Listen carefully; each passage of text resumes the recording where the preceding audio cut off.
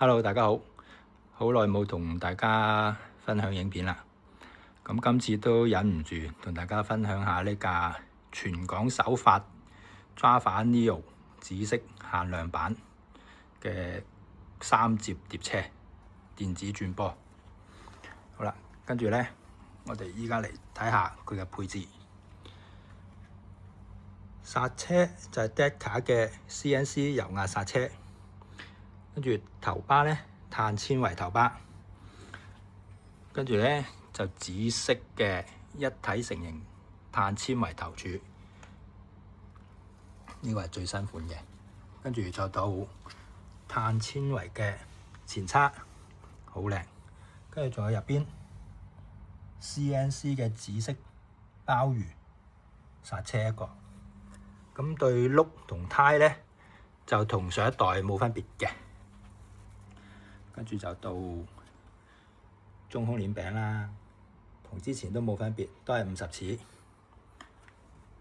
跟住呢，就電子轉波，都係冇分別嘅，11、40齒嘅超大飛輪。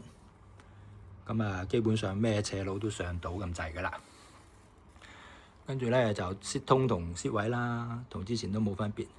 咁呢次最大嘅改變呢，第一就隻顏色啦，就同 Pinarello 訂製嘅紫色限量噴油做嘅。跟住呢，最大嘅改變就當然係呢支碳纖維嘅頭柱啦，同埋碳纖維嘅前叉啦。